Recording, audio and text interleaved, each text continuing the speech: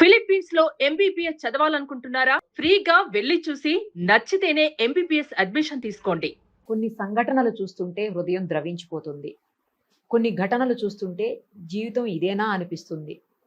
ఒకప్పుడు ఆర్టిస్ట్‌గా ఒక వెలుగున్నటువంటి పావలా శ్యామల గారు ఈరోజు ఒక ఓల్డ్ ఏజ్ హోమ్‌లో హెల్త్ బాలేక ఇబ్బందులు పడుతూ ప్రస్తుతం మన ఎదురుగుండా ఉన్నారు. ఒకసారి ఆమెతో మాట్లాడదాం. అసలు ఈ స్థితికి కారణం ఏంటి? ఎందుకు ఇలా అయ్యారు? ఆమె సంపాదించుకున్నదంతా ఏమైపోయింది? 350 పైగా సినిమాల్లో చేసి ఎందుకు ఇన్ని కష్టాలు పడుతున్నారు? అవన్నీ ఆమె మాటల్లోనే విందాం. అమ్మా నమస్తే అమ్మా. అమ్మా మీకు ఎవరు అంటే మీ భర్త అంతా ఎవరు లేరా అమ్మా? మా అమ్మగారు చిన్నప్పుడే పోతానా, ఏమైందంటే మా నాన్నగారు చదివించకపోతానా, ఎవరికో ఇచ్చి పెళ్లి చేసేసారు చిన్నతనంలోనే. ఆ అమ్మాయి పుట్టిన 3 నెలలకే ఆయన యాక్సిడెంట్లో పోయారు. మా ఇళ్ళల్లో ఏంటంటే మొగుళ్ళు చేస్తే ఎవరింటోనే వంటలు తీసుకుంటూ బతకటమే తప్ప బయటికి వెళ్ళకూడదు ఆచారం. అసలు న్యాయంగా చెప్పాలంటే మా ఇంట్లో అందరు తెల్లగా అందంగా ఉంటారట. నేను నల్లగా ఇలాగే ఎప్పుడు రోగాలతో ఏడిస్తూ ఉండేదాన్ని. అక్కడ కూర్చోబెడితే కాళ్ళతో ఇట్ట తన్నేసి వెళ్ళిపోయేవాళ్ళట, ఎత్తుకొని ఇతలు పెట్టేవాళ్ళు కాదట, ముట్టుకుంటానికి అసహించుకునేవాళ్ళట. మా ఇంట్లో నన్ను నల్లంచి, నా పేరు ముద్దు పేరు నల్లంచి, నల్లగా ఉన్నానని నల్లంచి. అట్లాంటి ఇంట్లో అట్లా పుట్టిన నా ముఖాన ఇలా పావలా శ్యామల దేవుడు ఆర్టిస్ట్గా చేశారు. అది అసలు పేరు శ్యామలకి పావలా ఎట్లా జోడైంది?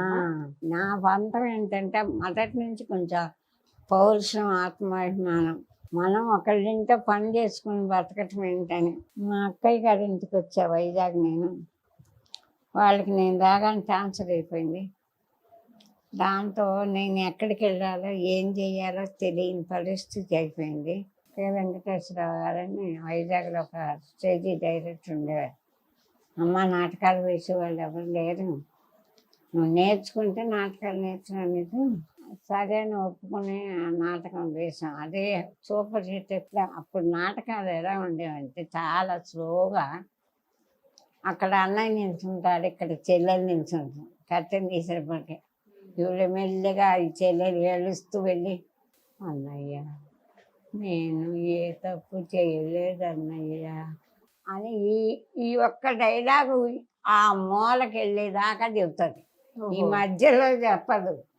ఉన్నదే ఒక మొక్క ఇలా మెల్లిగా నడుచుకుని. అప్పుడు నాటకాలు అలా ఉండేవి. అలాంటి టైంలో నేను ఈ పావలా అనే నాటిక స్పీడ్ ఎక్కువ, మన మాటల్లో నిదానం, సౌమ్యత, ఇట్లాంటి మనకు అలవాట్లే.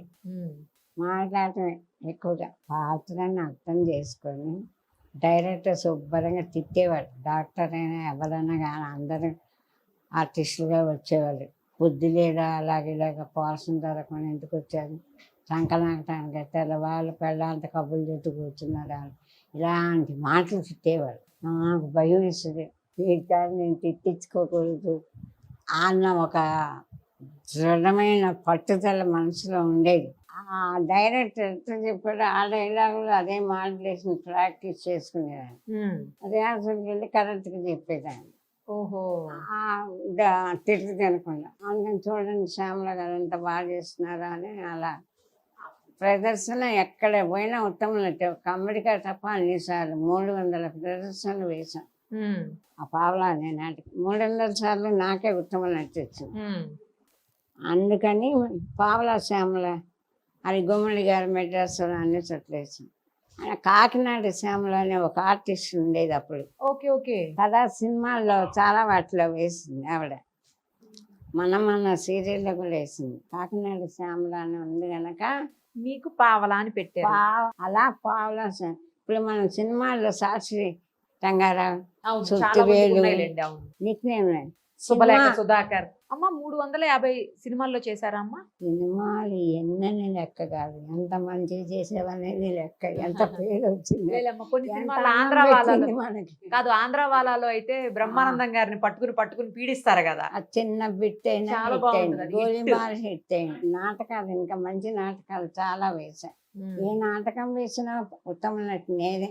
వాణిశ్రీ వచ్చినా వచ్చేసి నాకే ఫస్ట్ ప్రైజ్ ఉత్తమ నటిగా. నాకు అందం లేదు, 4 అడుగులు పొడుగు నల్లగా ఉంటా.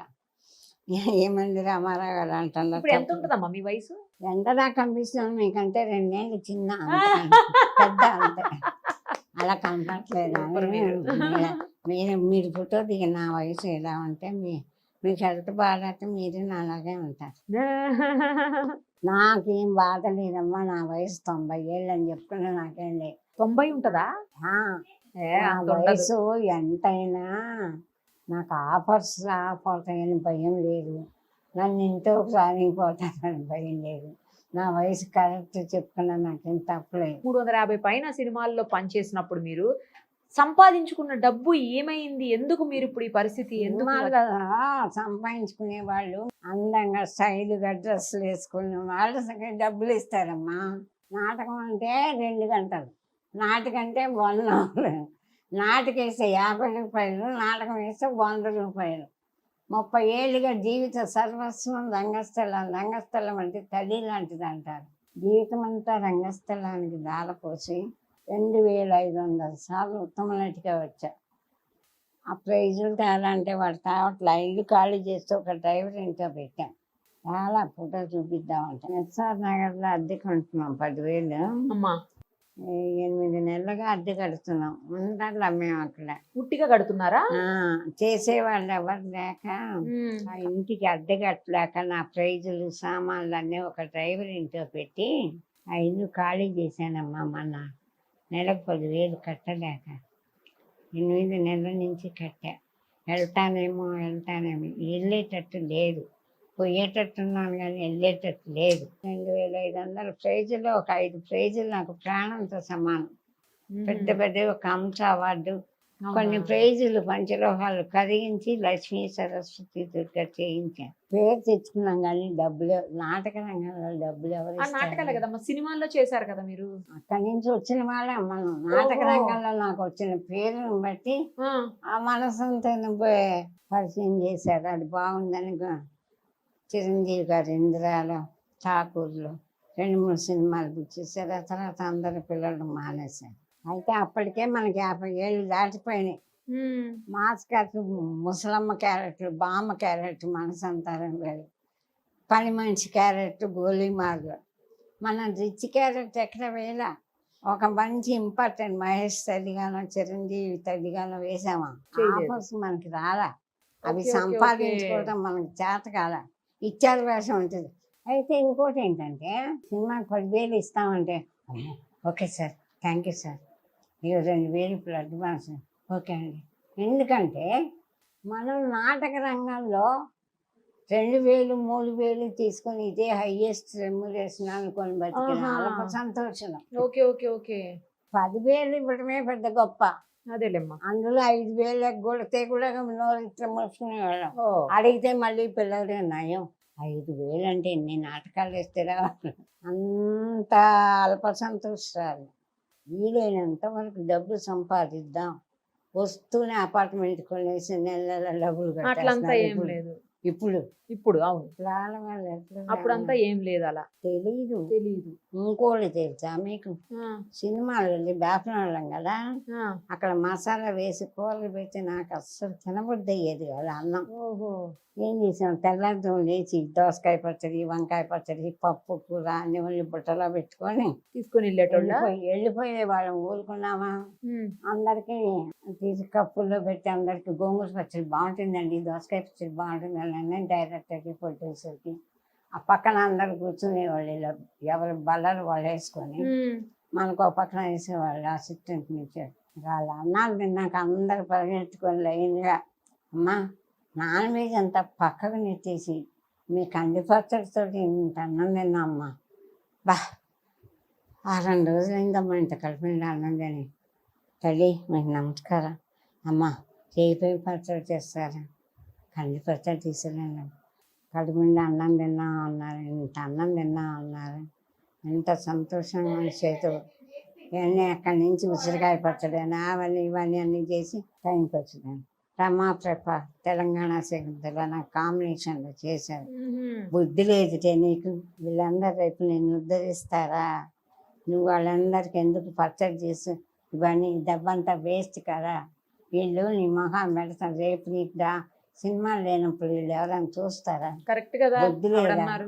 అందరు తినేసి లేచి వచ్చమ్మ నిజంగా మీకు ఫోన్ నమస్కారం ఇలా పొగుడుతుంటే నాకు ఇక ఆ ఆత్మానందం అనుభవించిన వాళ్ళకు తప్ప మామూలు వాళ్ళకి తెలవదు. అంత ఆనందం వేసింది, అది మానసిక ఆనందం. మానసిక సంతోషానికి విలువ కట్టే వాళ్ళు ఎవరు లేరు.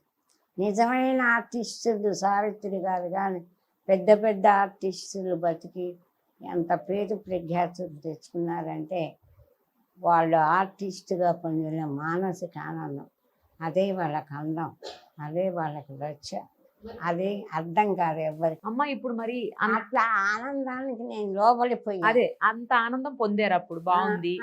ఎవరెవరైతే ఆ రోజు మరి మీ దగ్గర ఆనందంగా వచ్చి మీతో అన్ని పంచుకున్నారు, ఇవాళ ఎవరైనా ఒక్కళ్ళన్నా వచ్చి పలకరించే దిక్కులేదు, ఒక ఫోన్ చేసిన దిక్కులేదు. మెడ్రాస్లో గోల్డెన్ క్లబ్ అని ఉంది. మీరు మెడ్రాస్ లోనే ఉండేవాళ్ళమ్మా అప్పట్లో? లేదు, పిలిచారు వాళ్ళు. ఎక్కడ నాటక రంగం కాంపిటీషన్ ఉంటే అక్కడికల్లా మా నాటక కట్టేవాళ్ళు. ఇది పేరు వచ్చింది కదా. ఇదొకటి మంచు బొమ్మలు, చాలా మంచి నాటిక. ఆ డైలాగులు అప్పట్లో పేజీలు పేజీలు ఉండేవి నాటకంలో. తప్పడు తప్పు ఏట మొగుడు జమీందాన్ని చంపి పారేద్దామే, ఆ డబ్బు మనం ముగ్గురం సమంగా పంచుకుందాం అంటాడు. అంటే పెళ్ళం తప్పయ్యా తప్పు, ఒకటే డైలాగ్ కాశీ విశ్వనాథ్ గారని రాశాడు. తప్పడు తప్పు ఏట తప్పు, ఏట తప్పు ఏట తప్పని ఎడితే ఎక్కువ మొక్కు నేను తీసుకొచ్చి జాలిపడి ఇంట్లో పెట్టి అన్నం పెడితే ఆతంత కాజేసి అనుకోవటం తప్పగాడా, ఏడు వాళ్ళని చంపితే తప్పు వచ్చిన. ఒక్క డైలాగ్ చెప్పడానికి అమ్మా మీరు లేని ఓపిక కూడా తెచ్చుకొని అసలు మీ ఆనందం చూస్తుంటే అంటే అంత ఇష్టం మీకు, నాకు అర్థమవుతుంది. కాదమ్మా, ఈ హార్ట్ ప్రాబ్లం ఎప్పటి నుంచి స్టార్ట్ అయింది? సంవత్సరం అయింది. నేను ఇంకా బతుకున్నానంటే మా అమ్మాయి ఎదురిష్టం, అమ్మదయ్య. అప్పుడే డాక్టర్ మెసేజీలు పెట్టేశారు మా వాళ్ళు, చామల గుండెపోటుతో చచ్చిపోయింది. బ్యాంకుకి వెళ్తే ఇంకెక్కడ పోవాలి శ్యామలయ్య, చచ్చిపోయింది కదా. చచ్చిపోలేదండి, కారులో కూర్చుంది, బ్యాంకులోకి రాలేదు ఆవిడ, డబ్బులు ఏమైనా ఇస్తారేమో వచ్చిందంటే వాళ్ళు పరిగెత్తుకుంటూ వచ్చామ్మా సారీ మెసేజీలు పెట్టారు మా వాళ్ళు. అయ్యో, ఏంటమ్మా హార్ట్ ప్రాబ్లము? 3 హోల్స్ ఉన్నాయి. సిగ్నల్ ఇచ్చేసారు దేవుడు. ఇది ఏంటంటే ఆపరేషన్ చేసి ఒక 5-6 లక్షలు ఖర్చు పెట్టి బతికించుకోవడానికి చూస్తారు పెద్ద డబ్బున్న వాళ్ళు. అవును, మనకి ఈ పార్కిన్సన్స్ వచ్చి ఆపరేషన్ చేయడానికి అవ్వదు. 70 చేయడానికి లేదు, చేస్తే పైకే. ఏమని చెప్పారు డాక్టర్లు, అమ్మ మీ శరీరం మీ ఏజ్ పని చేయదు. మా అమ్మాయి ఒప్పుకున్నా ఒప్పుకోకపోయినా మనకి 70 దాటినాయి. డాక్టర్లు ఏమన్నారంటే, అమ్మ మీరు వాళ్ళు బతికిస్తాం వీళ్ళు బతికిస్తామంటే ఆశపడి వెళ్ళకండి హాస్పిటల్స్కి, ఇక మీకు ట్రీట్మెంట్ ఏమీ లేదు. ఈ మెడిసిన్స్ ఇప్పుడు కొత్తగా మెడిసిన్స్ వచ్చినాయి హోలు ఇదవటానికి, హార్ట్ బలానికి. అవి కొంచెం కాస్ట్లీ అయినా వాడండి, మీ అదృష్టం భగవంతుడి దయ, ఎన్నాళ్ళు నెట్టుకొస్తే చాలా రోజులు నెట్టుకు రావచ్చు, పర్వాలా తగ్గచ్చు.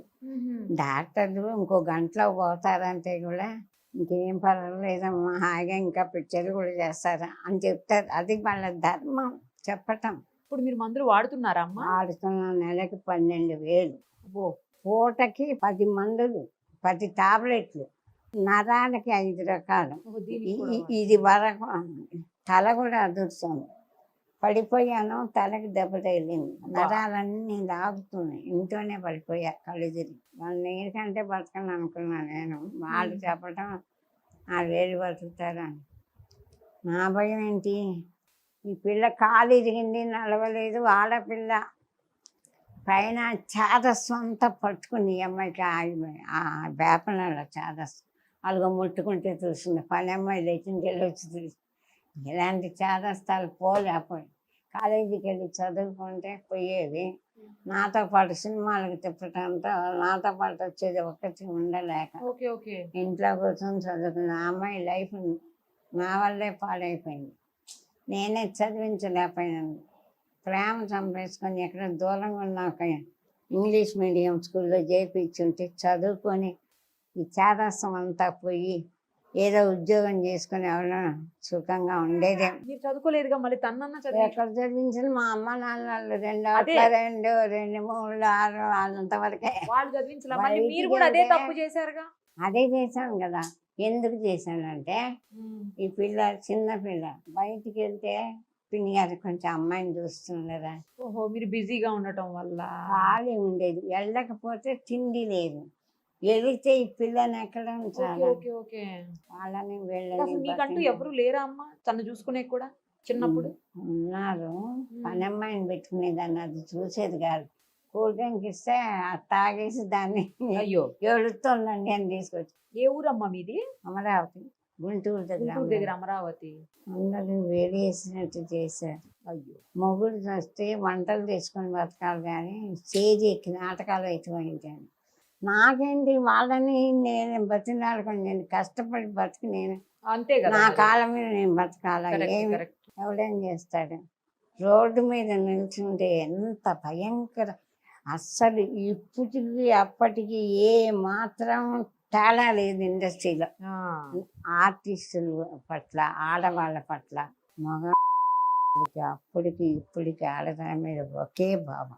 అంటే మా అసోసియేషన్ నుంచి కూడా మీకు ఏమి సాయం అందట్లేదా అమ్మా? నేను ఇప్పుడు ఎవ్వరికి భయపడాల్సిన అవసరం లేదు. అమ్మ, నేను- ఎందుకంటే అండి అమ్మ, అమ్మా నాకు ఆఫర్స్ రావేమో అనే భయం లేదు. లేదు కదా ఇప్పుడు, ఇంకా అయిపోయింది. అయిపోయింది. అవును, ఇప్పుడు నేను చేసే ఓపిక కూడా లేదు కదా. అలా అనకండి, చేస్తాను. చేస్తారా? Yes గా చేస్తాను. అయితే మన అమ్మా. వాయిస్ బాగుంటుంద. ఆ, ఏటా ఏంటి ఎక్కడ పట్టుకున్నావు? రాయ్ తీసి పెడతానంటే మంచినీళ్ళు అడగవు, ఏమనుకుంటున్నావు? ఆడదంటే నీకు అంత ఇదిగా ఉండేట ముక్కు మొహం ఏకమైపోతుంది ఒక్క గుడ్డు అంతేనా? అయితే అంత అవసరం లేదు. అదే అదే. మా నేషన్ ఎవరికి అక్కర్ల. నేను ఇక్కడికి వచ్చి 20 ఏళ్ళు అయింది. అప్పుడు 5,000 రూపాయలు మాల మెంబర్షిప్. ఓహో, అప్పుడు కట్టమన్నారు. సీరియల్ ఎక్కువ వచ్చినాయి నాకు, సినిమాలు రాలా ముందు. ఫస్ట్ బిగినింగ్ సినిమాలు రాలేదు. రాలా. ఆహా. అక్కడ ముఖ్యమంత్రి పంపాలని ఒక అమ్మాయిని అన్న అంటే ఏది కట్టినా ఒకటే, మాకు కట్టినా ఒకటే, టీవీ దానికి కట్టినా ఒకటే. దీనికి కట్టండి 2,000 ఇది, అదైతే 5,000 అని చెప్పేసి దీన్ని కట్టించారు. నేను కట్టా. తర్వాత చూస్తున్నాను 1 లాక్ అయిపోయింది. అబ్బా, 1 లాక్ అయిపోయిన తర్వాత మనకి ఆఫర్స్ కూడా వెళ్ళి బతిలాడితే, నాయన తిండి లేదండి, చేస్తున్నానండి, రోడ్డు మీద పడి ఏడుస్తున్నానండి ఆయన ఫ్లాట్ అయి పడితే కానీ వేషం ఇచ్చేవాళ్ళు కాదు. చిరంజీవి గారు ఏదో సాయం చేశారు అని మీరు ఎక్కడో అంటుంటే బాగా ఎక్కడ అంటుంటాయి, ఎక్కడ పడితే అక్కడే అంటాను. అదే అదే. ఎక్కువ సార్లు ఇచ్చారమ్మా, నిజంగానే చిరంజీవి గారు సాయం చేశారంట కదా. చేశాను. లాస్ట్లో నేను రావట్లేదు, ఆఫర్స్ లేవు. లాస్ట్ సినిమా మత్తు వదలని కీరవాణి కదా అబ్బాయి. అవును, అవును. సినిమా అయిపోయాక అప్పుడు ఈ అమ్మాయి టీవీ వచ్చింది, కోలుకోలేదు. అప్పుడు చిరంజీవి గారికి ఎవరో చెప్పారు బాగాలేదు వాళ్ళ అమ్మాయి పరిస్థితి. అప్పుడు వాళ్ళ పెద్దమ్మాయి సుస్మిత గారు ఆ అమ్మాయి చేత 2,000 పంపారు. 2 లక్షలు పంపించారు. అప్పటికి ఆయనకి ఆయన హెల్త్ బాగాలేదని తెలుసు కానీ హార్ట్ హోలు ఇవన్నీ అవి తెలియదు. తెలియదు. అదే వారం రోజులు మందులు వాడాము, 1 లక్ష ఖర్చు అయిపోయింది. తక్లీమని పడిపోయింది ఇంట్లోనే. ఈ అమ్మాయి కాలు ఇరిగిపోయింది 3 చోట్ల. రాడ్లు వేయాలమ్మా, ఆపరేషన్ చేయాలన్నారు. బాబాయ్ నా ఎంత అవుతుందా, కనీసం 5 లక్షలన్నా అవుతుందన్నారు. ఆయన నా దగ్గర చిరంజీవి గారు పంపించిన 40,000 ఉన్నాయి, 1,20,000 అయిపోయినాయి అన్న. మీరు ఇప్పుడు ఆపరేషన్ చేయించకపోతే ఆ అమ్మాయికి కాలు రాదు జీవితంలో. వెంటనే ఫిజియోథెరపీ చేస్తే కాలు వస్తుంది. ఆడపిల్ల చేయించండి అని సలహా ఇచ్చాడు ఆ డాక్టర్ గారు. సరే ఏమవుతుంది అయింది లేని ధైర్యం చేసి 80,000 ఇచ్చేసి ఆపరేషన్ చేయించి ఇది చేసుకోండి, ముందు కాస్త ఆపండి వాళ్ళని, రేపు 4 రోజులు టైం కడతాను. మా దురదృష్టం ఏంటంటే అమ్మాయికి ఫిజియోథెరపీ 4 నెలలు అయింది, ఇంకొక నెల చేస్తే నడుస్తుంది అని చెప్పారు. సేమ్ టైం కోవిడ్ వచ్చేసింది. కోవిడ్ వచ్చింది. 3 ఏళ్ళుగా ఇలా పడుకొనే ఉంది ఆ అమ్మాయి. ఇప్పుడు 3వ సంవత్సరం వచ్చాక కూర్చొని ఉంది. 3 ఏళ్ళుగా ఇలా ఇటు తిరగలేదు, ఇటు తిరగలేదు. 3 ఇయర్స్ తర్వాత ఇప్పుడు కూర్చోగలుగుతాను. ఎవరిని అడగలేక నేను అప్పటికి మాలో అప్పుడప్పుడు అడుగుతూనే ఉన్నారు, మేము డబ్బులు కట్టలేక చేరలేదు. అందుకని నాకు మా మీద అసలు ఏమాత్రం పెద్ద ఇది లేదు. అంత డబ్బు మనం కట్టి మెంబర్షిప్ చేరటం అవసరమా అనుకునేదాన్ని. అదేలేమ్మా. కానీ తర్వాత మనం జబ్బు చేశాక చచ్చిపోతే దాన సంస్కారాలు చేసేవాళ్ళు కూడా లేరు. మాలో అయితే చేస్తారు అన్న ఒక ఆశ వచ్చేసింది. సరే ఏదైతే ₹1,00,000 కట్టలేకపోయినా సరే చిరంజీవి గారికి ఆ విషయం తెలిసేసి ఎందుకు అలాగా నేను ఇస్తా ₹1,00,000 మెంబర్షిప్ కట్టేశాను. ఆ మెంబర్షిప్ కట్టిన దానికి నెలకు 6,000 నా అకౌంట్లో వేస్తున్నారు. ఇప్పుడు నాకు మా నుంచి నేను మాలో మెంబర్ని, నాకు ₹6,000 నా అకౌంట్లో ప్రతి నెల పడుతున్నాయి. ఆ మాలో మెంబర్ మహానటి ఉంది ఒక ఆవిడ, మా వాళ్ళు ఆవిడకి అప్పచెప్పారు ఆవిడ భార్య. అప్పటికి మెసేజ్లు వెళ్ళిపోయినాయి, శ్యామలకి గుండెపోటు వెళ్ళిపోతుంది అని. అయ్యాక ఎవ్వరు ఫోన్ చేయలేదు. తకీమని ఏమని వచ్చిందంటే మహేష్ బాబు గారు 10 లక్షలు ఇచ్చారు ఆవిడకి, రామ్ చరణ్ గారు 10 లక్షలు ఇచ్చారు, జూనియర్ ఎన్టీఆర్, ప్రభాస్ అందరూ లక్షలు ఇచ్చేసి ట్రీట్మెంట్ చేయించి కుటుంబం దగ్గర వదిలిపెట్టొచ్చారు. ఆవిడ హాయిగా ఉందని వార్త వచ్చిందా? కానీ అదేం లేదు. అసలు ఎవరు ఫోనే చేయలేదు. ఇలా వచ్చింది సార్ ఈ రూమరు, కనీసం వాళ్ళకన్నా తెలుస్తుంది కదా నేను బతికే ఉన్నానని. నేను బతికాను, నాకెవరు సాయం చేయలేదు. మహేష్ బాబు 10 లక్షలు ఇవ్వాల, రామ్ చరణ్ ఇవ్వాల, ఎవరు వాళ్ళందరూ నిజంగా ఇస్తే నేను చావాల్సిన అవసరం లేదు. అయితే ఇవి ఎవరు రూమర్లు పెట్టారు. హార్ట్ అటాక్లో, హార్ట్ హోల్స్లో ఇవాళ రేపు చావటానికి సిద్ధంగా ఉన్న ఒక పెద్ద ఆర్టిస్ట్ మీద, పెద్ద ఆర్టిస్ట్ని కాదు పెద్దదాన్ని ఇలా పెట్టితే ఏమొస్తుంది? అదే కదా. ఏమన్నా నేను వాళ్ళకు పోటీయా? వాళ్ళ ఆఫర్స్ ఏమైనా కొట్టేస్తున్నానా?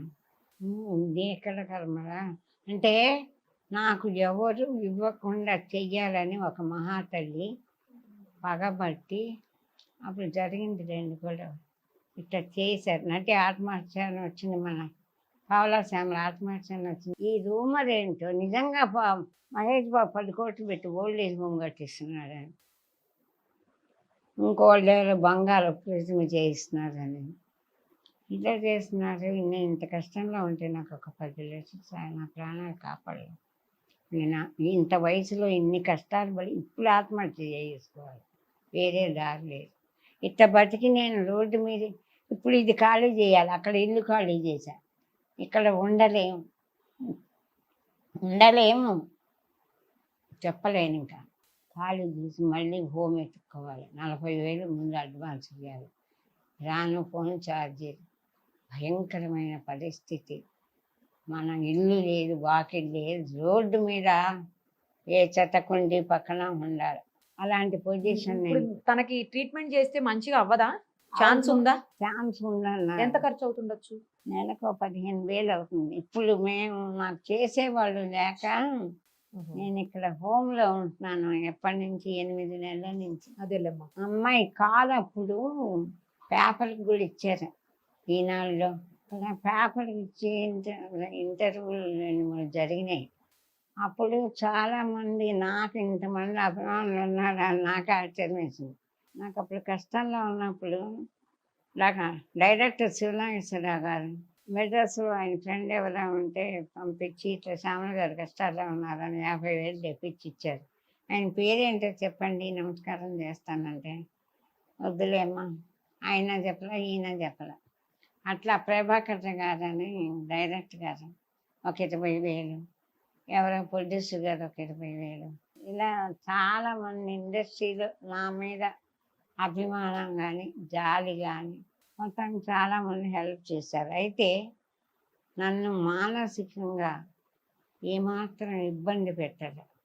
అమ్మ మీ అకౌంట్ పేరు చెప్పండి, అకౌంట్లో వేసేసారు తప్ప నన్ను ఇద్దరు ముగ్గురు మహానుభావులు శ్యామలా 5,000 పంపిస్తున్నాను, జాగ్రత్త దూపరా చేసి అవి ఇవి కొనుక్కొని ఆటోలు ఎక్కి తిరిగి పాడు చేయకు, జాగ్రత్తగా వాడుకో, వీళ్ళకి మందులు ఇప్పించు, నువ్వుల ఆరోగ్యం కాపాడుకో, దోబలా చేయకు, జాగ్రత్త అని హెచ్చరించారు. 5,000 5,000కే 5,000. ఆంటీ మీ సినిమాలన్నీ చూశాను, నేను చదువుకుంటున్నాను, నా దగ్గర డబ్బు లేదు, మా అమ్మ వాళ్ళు నా ఖర్చులకు పంపిస్తారు, అవి మీకు పంపిస్తున్నాను, నేను తీసుకోండి. ఆ 2,000 అంతకంటే ఇవ్వలేను.